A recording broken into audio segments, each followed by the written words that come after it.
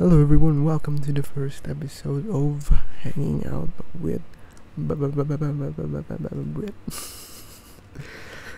I promise aku gak bakal lakuin itu lagi, sana itu cringe. So, hari ini I've got a lot of stories buat kamu.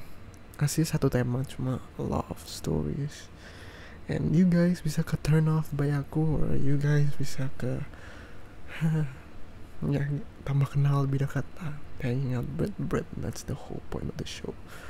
So for di YouTube itu cuma teaser 5-10 menit doang. Kalau full audio bisa sampai 20 menit sampai 30 menit tergantung ceritanya aku sedetail gimana. And I'm sure you guys are gonna fucking love this story karena kalian pasti kaget banget kalau misalnya Brit dulu hampir jadi ngabers. Oh my god, oh lord, I think almost every guy hampir jadi kayak gitu. Tapi I'm gonna tell you my story. So it starts off, ini aku literally exposing myself untuk kalian bisa lebih kenal dekat. Misalnya kalian nggak pengen kenal dekat, atau misalnya kalian nggak tertarik dengan ceritanya, go on ahead. So beberapa tahun lalu aku mulai cerita langsung aja. Aku nggak mau basa-basi. Kalian, you guys, for VIP members, you guys paid for me to tell the story, so I'm not gonna disappoint you. So beberapa tahun lalu, lebih tepatnya itu pas aku SMP. Enggak deh, kita mundur lebih jauh lagi. So pas aku masih TK, aku dulu dikenal ya lumayan banyak teman. Tapi aku temenan full sama this best friend. He was an Indian dude, and aku nggak boleh kasih tau namanya kalau nanti pada search for it. Jadi aku kayak di sekolah kayak international gitu. Terus let's just say aku punya many friends yang gak close. It was awesome sampai SD pun gitu. Tapi semua berubah pas kelas 4. I developed my first crush. Brit's first crush, baby Brit, small Brit punya crush pertamanya. And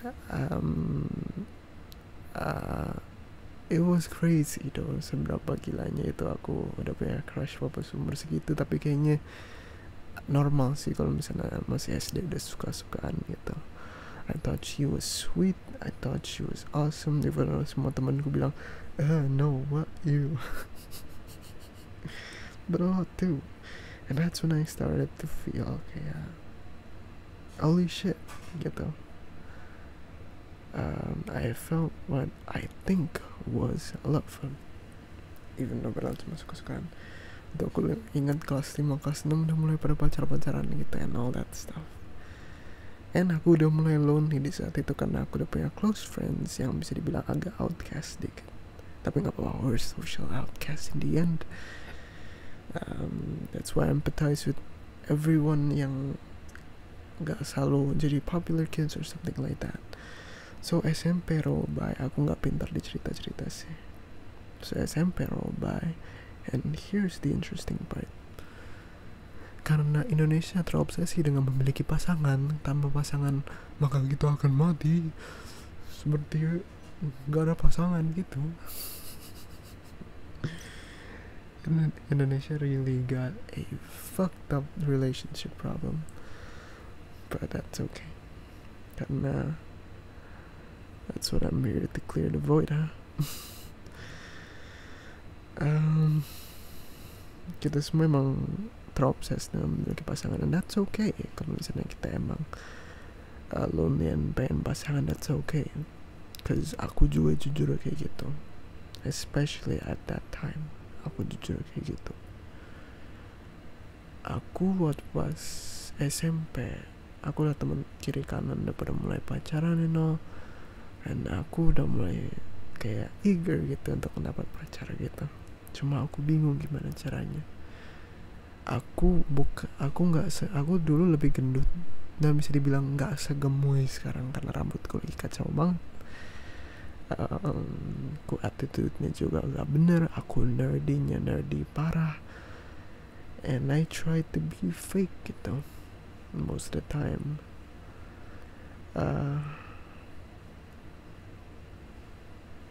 aku nggak pernah pengen jadi fake, tapi aku nggak tahu kenapa kayak aku nggak pernah bisa gitu berani untuk nunjukin diriku siapa sekarang.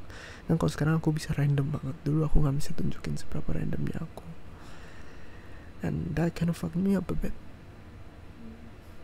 Aku nggak bisa cerita secara detail full gimana perasaan aku benar-benar tuh how do I got there. But momen yang paling kacau itu pas kalau misalnya crush aku dengerin masih dia tahu.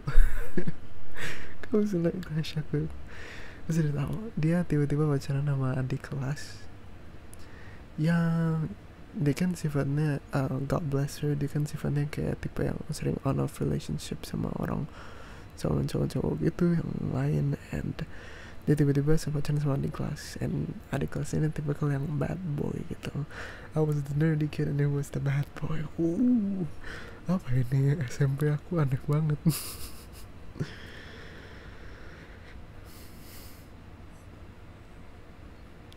I was pissed.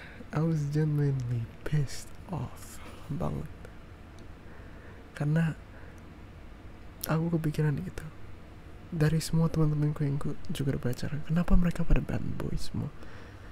Aku lihat mereka pada even ke cewek-cewek lain sama the guy boyfriend, kerasa kayak kok jahat banget sih, nggak perhatiin dia, kok nggak itu sih. Coba kalau misalnya aku yang pacarin dia, pasti aku give the world to him. Don't worry, bukan kamu doang yang risih kalau denger gitu, soalnya aku sendiri dengerin itu juga risih.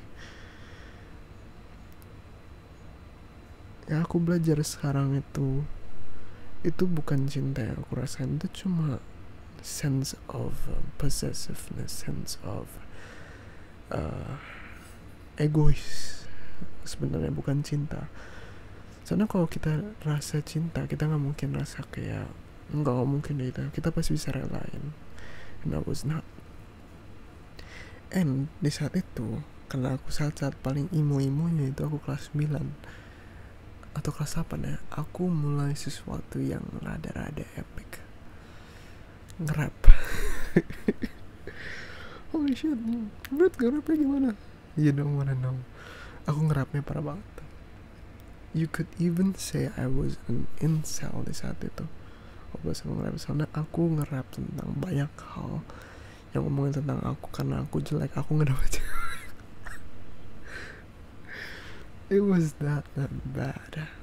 I'm not gonna fucking lie, it was that bad.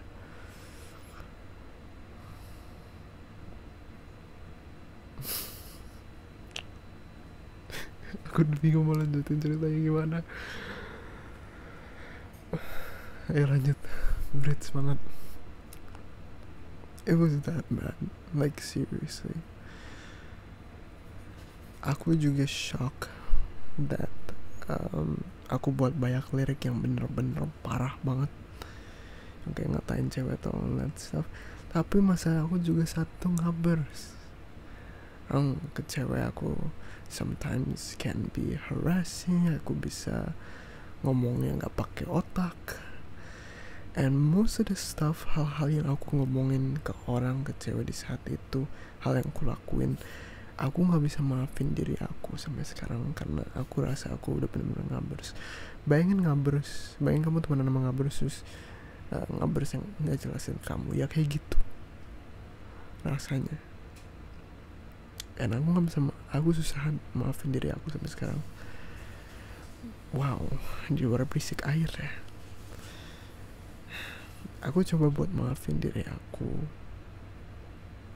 and sampai sekarang meskipun agak bisa buat maafin, tapi you can't take away the history of you. That's why kamu kalau hidup sekarang, jangan lakuin sesuatu yang kamu rasa kamu bakal regret di 10 tahun atau nggak usah jauh-jauh deh, 1 bulan ke depan. Jangan lakuin kayak gitu. Pikir 2 kali sebelum kamu lakuin apa-apa. Pikir 2 kali. Soalnya setiap hal yang kamu lakuin pasti bakal ada efeknya sendiri, ada kayak domino efek, dan kamu bakal nyesel kamu melakukan hal kayak gitu. Dan aku juga nyesel. Ini aku lagi literally canceling myself, so when people nanti beberapa tahun ke depan mau coba cancel aku pas mereka stop pastnya, I already cancel myself first, so